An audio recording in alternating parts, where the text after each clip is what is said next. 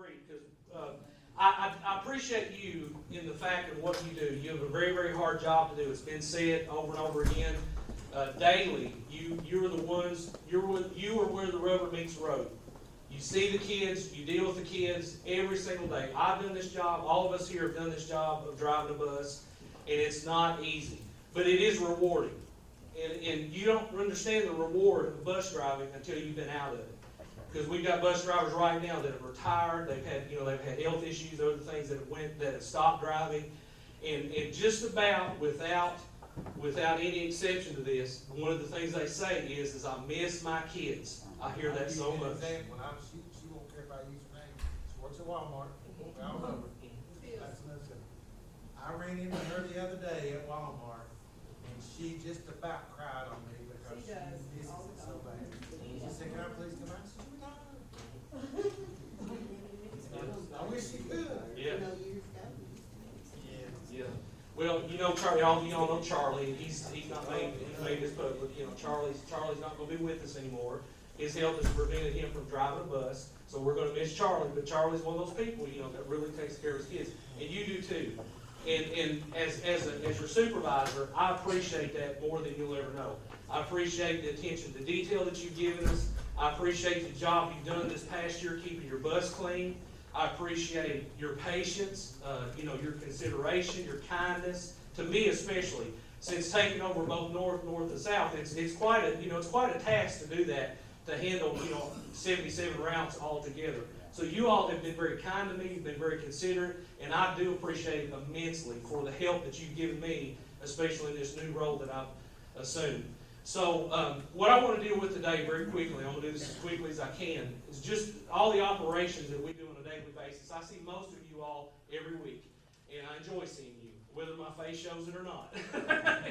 Because one of the things I want to say is in this handbook, which you need to read, make sure that you take this home and read it. There are changes. It's not the same book that you had last year. There are sections in there that you need to review, that you need to know, that you need to go over. This is your Bible, okay? So I'm going to ask you, did you look at your handbook? Did you read it? Did you find that section on that? And I will ask you, so I do want you to take some time. If you're sitting at a ramp or something, put it with you in the bus. Read it if you've got some dead time, and look over some of these sections and familiarize yourself with this book greatly. But one of the things that I do appreciate, and I try to maintain myself, is a good attitude. I really try to keep a good attitude. Zig Ziglar was a leadership expert, and one of the quotes that he has, and it's in this book, is that your attitude, not your aptitude, determines your altitude. And what that means is that a good attitude is going to get you places. A good attitude is going to help you in life in general. And so having a good attitude and driving a bus and succeeding go together. I mean, it's a big deal.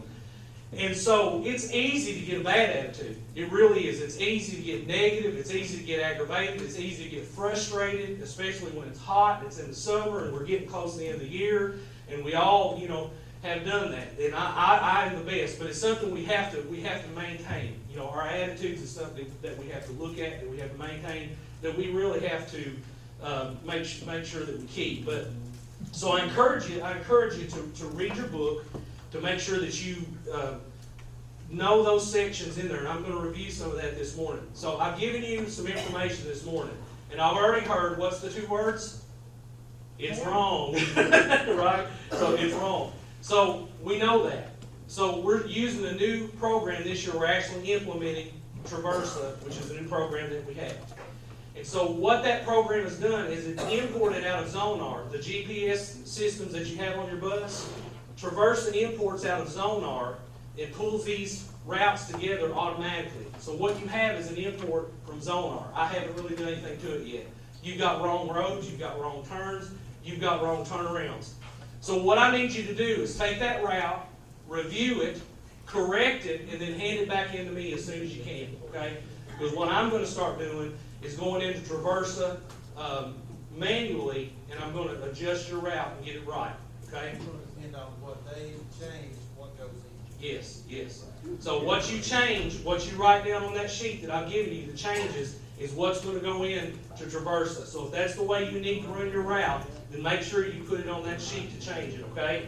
You also have something new with you is a roads list. That comes from our 911 directory of roads. That may not be accurate either. So what I need you to do is review those roads lists and make sure that those roads are yours. Now, some of you have already said, I don't even know where that road is.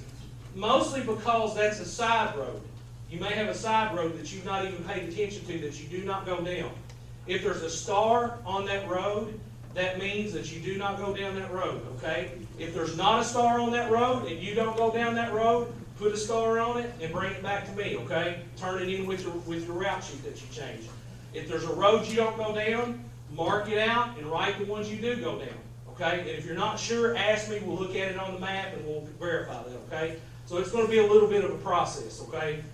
So again, I'm going to ask for patience. So it's going to take time to do this. While I'm on patience here just for a minute, I'm here to help you. I mean, I want you to know that. We're all here to help you.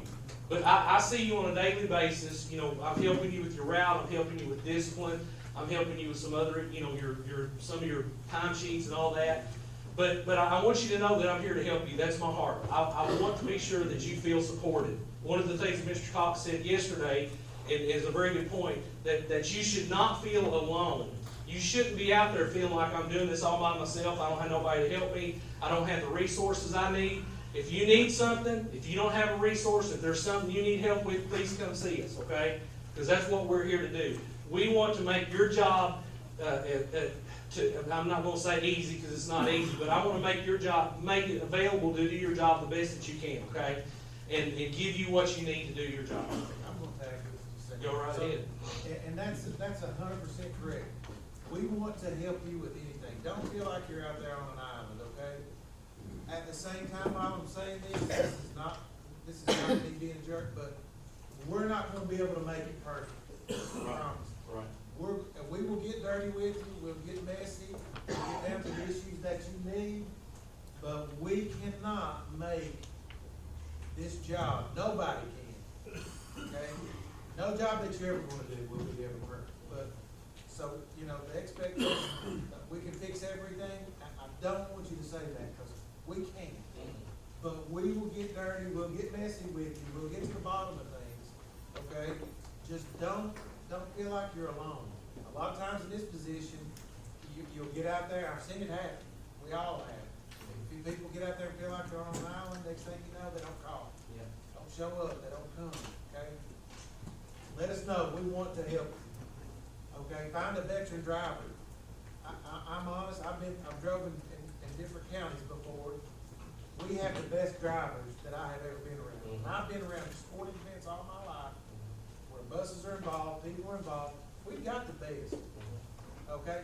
There's people sitting around you, across from you at the table, that know more about how to help you than we do. Find a veteran, okay? Talk to them. Take confidentiality. Take confidentiality with them. Don't use their name. Ask them out. Seek them out. Okay? It's those people you don't hear having problems. The people that your peers look up to. If you're not comfortable bringing it to us, go to them. You find help. Seek it out. Because we have really good resources within our driving staff. That's it. Hey Marshall, I'm changing our routes though, do we change the mileage thing there too? Don't worry about the mileage part of it. Just That's a do good point. directions. That's a very good point. Thank you. Yes. Yeah, don't get down and try to find the mileage, just the road. We just need to know the roads, the turns, get those specifics right, so that that's what we need. The rest of it's automatic, They okay? don't, most of them don't have that right now. Road list. Yes, they all have roads lists. Has everybody had the road list? I do. But I did mine at the end of the year last year, and gave it to Marshall, because I had a bunch of changes in it. So maybe that's why I don't. No, yours, okay, let me say this. Some of you all, I forgot, thank you, Jamie. Some of you all don't have an actual turn-by-turn direction, okay? So the reason for that is because we've got compatibility issues in Zonar and Traversa. For whatever reason, Traversa couldn't pull those routes out of Zonar. I've worked with some of them, got some of them going, others I could not fix. So we're in the process of fixing them. If you don't have a turn-by-turn direction, go ahead and write one out for me, and then I can go back and fix it manually, okay? So if you didn't get a route list, that means that yours didn't work for whatever reason, okay? So we're still discovering that. So when you come to the office to look for help or to get help or talk to me, I may be with somebody. I am sorry, but I can only deal with one person at a time, most of the time, okay? Sometimes we'll have 3 or 4 or whatever. So if I'm dealing with something or talking to somebody, just please be patient. If you can, just wait. If you can't, give me a call later. You know, that's fine. If you need to see me in person, I'll get with you as quickly as I can. So if you've had to wait, because I've seen frustration, you know, in that, and I don't mean for that to happen, but I've got to really give attention to everybody individually. So I do appreciate your patience right there. I'm doing my best to get to everybody. If I can't, like, and you got to go, please give me a call or do whatever, and I will try to take care of you. Okay, so all of your information that you need, your timesheet, your adult monitor timesheet, your student monitor timesheet, your seating charts, your tree and road reports, your emergency cards, all of that is available at the bus garage. Brittany this morning printed all those out, so it's available in the break room, okay, on the table. So feel free to go there and get that information as you need. While I'm on timesheets, let me say this. It'll be Monday though, because they're paid today. Yeah, that's right. It will be Monday. That's right. I forgot about that. Well, anyway, so Monday, coming or Tuesday when you drive your bus, that may be okay this week. Tuesday when you come drive your bus, get your timesheet and fill it out. For these training days, we need you to write down regular bus time. So it'd be just like you're driving a bus from 6 to 8:15, from 2:30 to 4:30. Okay. So when you record your time, record it that way: 6 to 8:15, 2:30 to 4:30 for your training days. Okay. The other thing is it just left me that quick. Time sheets, recording that. Okay. One of the things that they've asked us to do at central office is this: is that when you record your time, record it in 15-minute increments. In other words, don't record, and this is in your manual also, don't record like 4:07 to 5:02. Okay. If go to 4:10 or whatever. Go to 4:15 to 5 o'clock. Don't do the other where you're sitting there trying to put all these minutes and stuff on there. Round it up, round it down, whatever you got to do, but just make sure that it's in 15-minute increments. So if you have driven the trip on your timesheet, what you need to do is write down your trip number and date. We don't need anything else on your timesheet. That's all we need. That way I can see it. I know that you've got a trip that's been turned in, and we can verify that later as we're doing the timesheets. Record your time that you're reporting in the proper section. So in other words, all of your regular bus time goes at the top. You know this: 4¼ hours, 4 hours and 15 minutes a day goes in the top, no matter how you record that. Extra time, if you've got an extra run or whatever, if you've done, if it's took you longer, you record that in the extra time section. Then, if you've got a CFI run, make sure you put the CFI time in the CFI box. And if you've got after-school learning program, record it in that box. Just make sure that anything other than bus time gets recorded somewhere else on that timesheet. Okay. Also, yeah, go ahead. So if you have a reimbursement for your physical or your license or whatever, give that to Marshall, Victoria, Rob. I have to sign that before it goes up. Okay. If I don't sign it, you don't get paid. You don't get reimbursed. Okay. So remember, bring those receipts in. Yep. Yep. Can we get reimbursed for a night? Yes, you can. Yes. So another thing I need you to do is make sure you complete that timesheet. Okay. Complete your timesheet. Because a lot of you will write like the first day, Monday, and put that date in there, and then you won't completely fill out your timesheet. Everything needs to be completed in total, because what happens is whatever you don't write down, I have to. Okay? And I'd rather you write it than me. Okay? Because that's what needs to happen. So if you can fill in all of your dates. If you don't have time to write down in the section, just draw a little line. Let me know that you intended to leave that section blank. Okay? Just draw a little line. But complete your timesheet. Make sure you sign it. You guys have done an excellent job this year of turning your timesheets in on time. I've had to make very few phone calls or anything to find the timesheet or to track somebody down. So you've done a great job with that. Do me a favor this year. Take all of your old information, your old timesheets, all of your old forms, and trash them.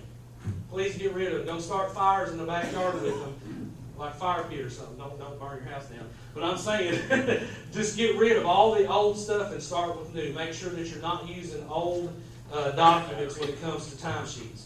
So, we have the new ones at the bus garage for you, plenty of them, so we can get you all those that you actually need. When you need a day off, when you have a planned absence, make sure that you fill out the absentee form. We need that request. At that time, you also need to fill in your sick card, okay? For your sick card, when you record, if it's a sick or personal day, write down the number of days that you're taking. If it's sick, write down 1, and you're taking 1 sick day. If you're taking a personal in that same week, write down 1. You can use the same sick card for that time period. So if it's this week, say you're going to turn in a sick card for Wednesday and Friday of this week, you can put those 2 days on the same card and record a number there. Okay, does that make sense for everybody? Okay, Let I'm us trying to know hurry. in as much advance as you can. If you know you're gonna be out, let us know in as much advance as you can, because we have a really good, we're okay right now, but we're down. We only have 4 substitutes. We're allowed to have 7. We lost a few right here at the end. We really need to have good attendance here until we get them back up, if we can. We've got, I think we've got, 4 drivers in the pipeline? 4 in training. We've got 4 in training, and they're coming, but they won't be here till September-ish. So we need y'all to have perfect attendance through August and most of September. Yeah. And you, Please. you have been doing a good job of getting in the absentee forms and stuff like that. I just want to remind you to keep doing that. It really helps us in planning, because when I sit down the night before or the afternoon before or that morning and I'm trying to fill routes, it gives me the opportunity to talk to the sub, put that sub with you if we know in advance, because we have last year had the opportunity, because we had so many drivers, because they did such a good job getting them in here and training them. They, that's what I'm saying. We were able to put subs on the bus with you, and they could see your route with you driving it or let them drive it. And it helped us tremendously in the sense of accidents and incidents. It decreased it tremendously. So that's why we need to know in advance if you can do that. If you can't, please call me.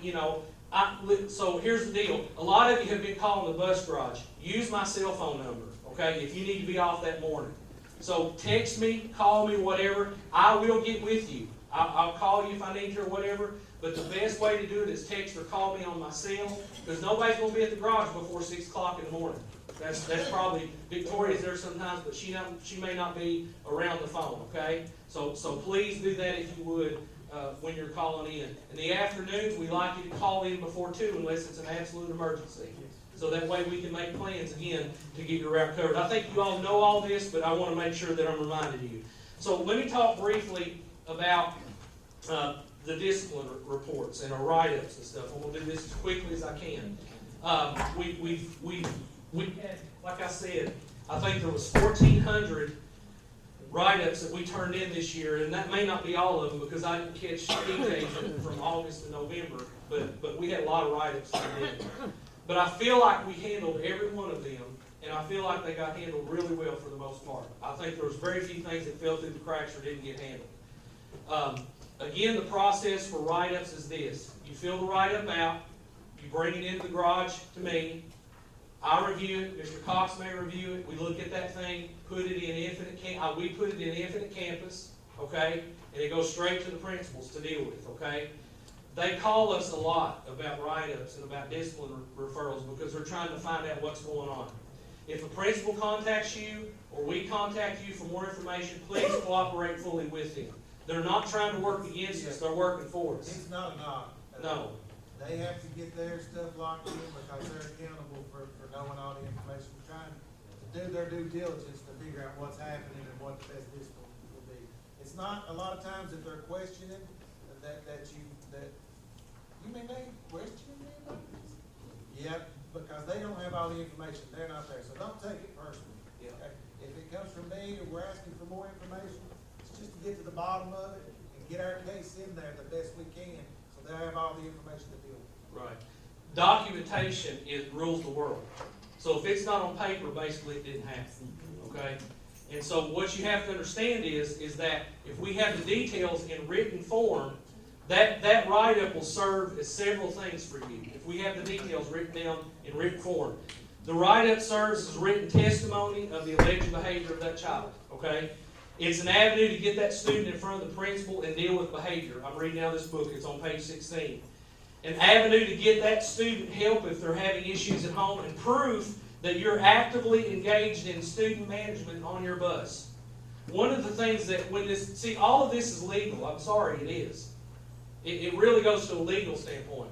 And so that piece of paper right there serves to prove that you're actively engaged in student management on that bus. So if something happens and it doesn't get reported, there's where you have your problem. That's where all the problems start. If something happens on your bus, if you didn't know about it, that's one thing. But if you knew about it, and there's all kinds of scenarios we could play. But if you knew about something going on your bus and you tried to deal with it yourself, okay, that's where you're going to get into big time issues. So just report. That's our job. We're like Fox News. We report, they decide. Okay? So just remember that. How many times Yeah. you say that? Yeah, that's right. And listen, we're building your case. I mean, that's why we're asking for this information. We have to basically build a case.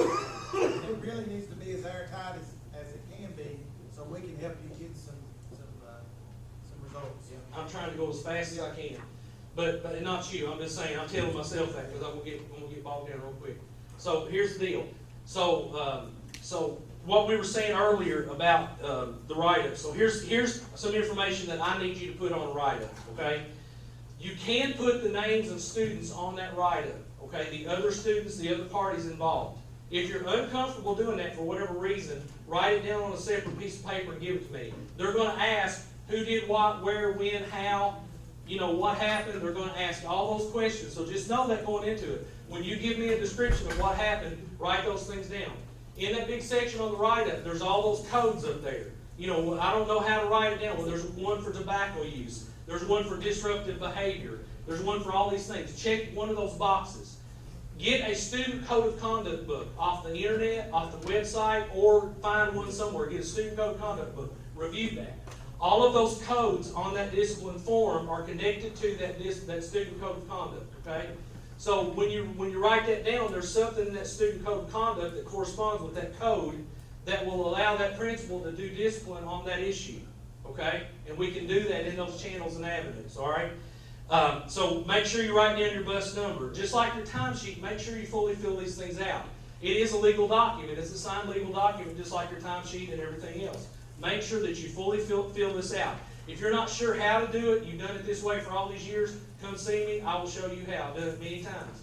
And I'll show you how to fill this out so that we can make this process go as fast, as quickly as possible, and get the most out of that issue, that we need to get, and get the student the help that they need. Because honestly, let's look at this for discipline. They get on our nerves, they mess with us, they disturb us driving, they distract us, all this other thing. But remember, they're still people too.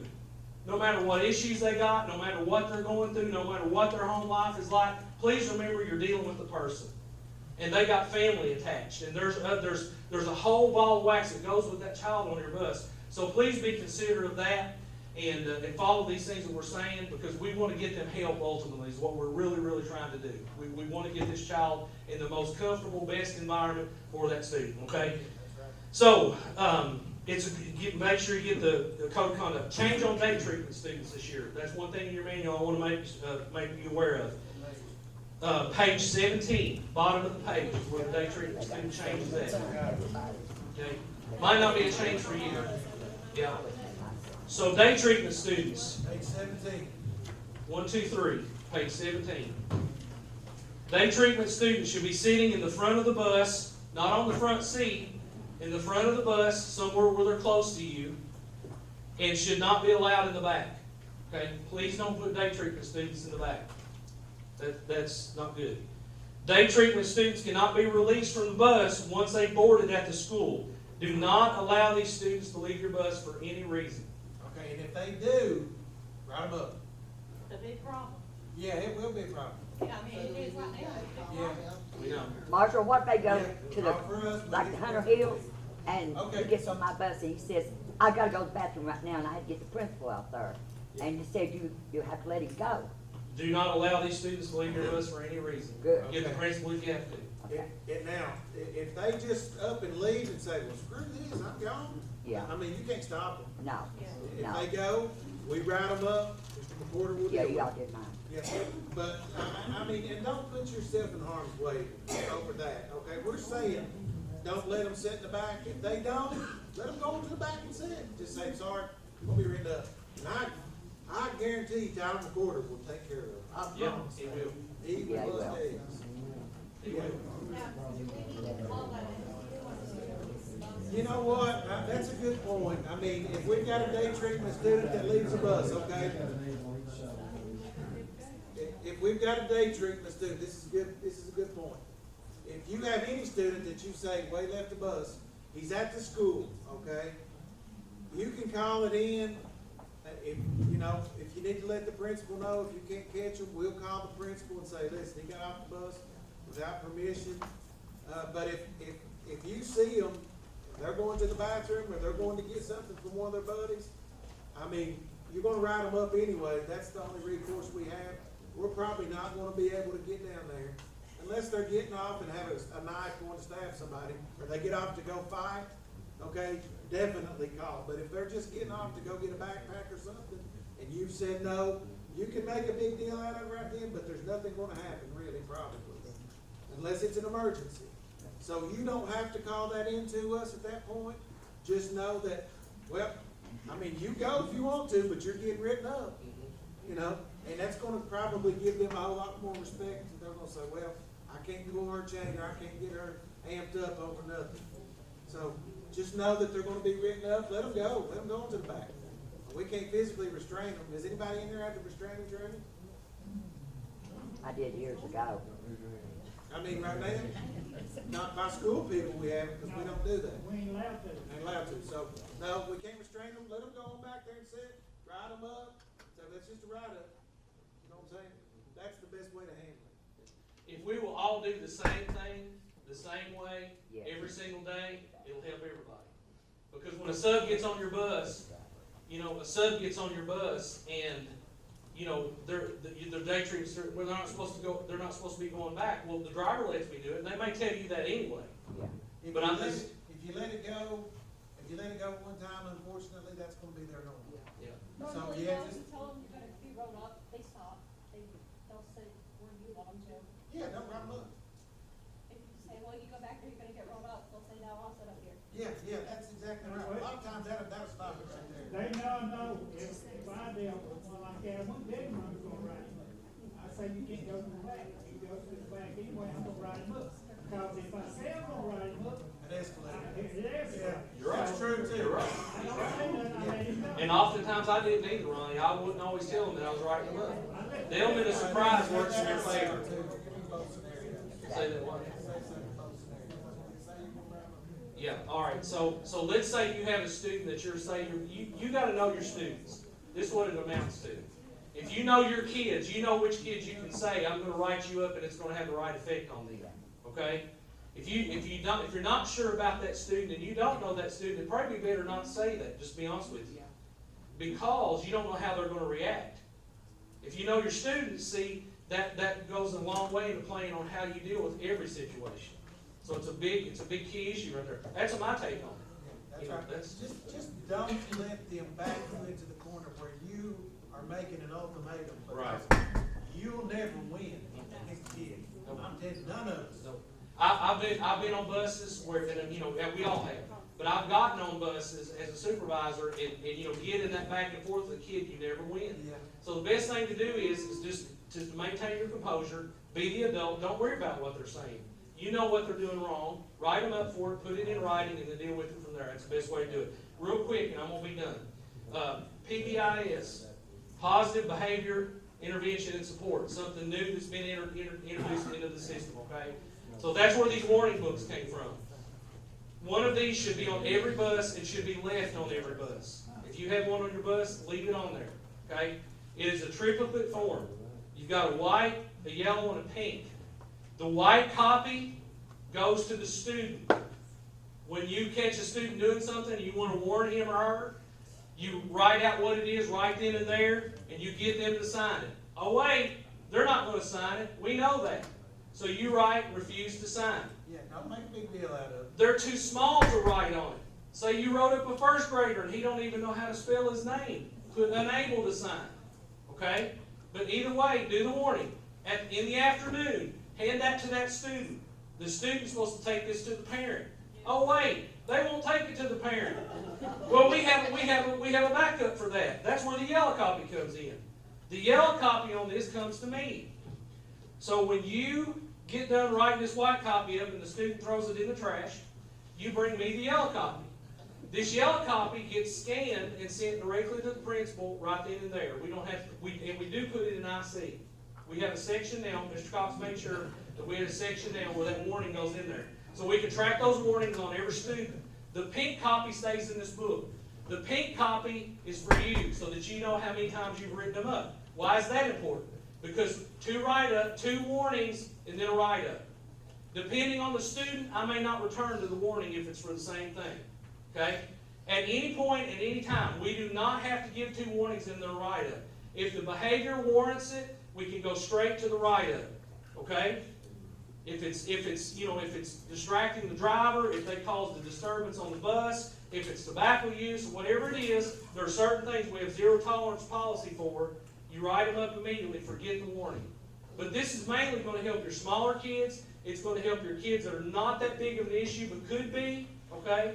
So these are to be kept on your bus. We do record these, and that's something new, but it's positive behavior intervention support. So what we're trying to do is get in front of the behavior instead of reactionary to the behavior. We're being proactive to the behavior to make sure that we can get the student doing what they need to do in front of it rather than behind it. Does that make sense? All right. I'm done. I need to go. Real bad.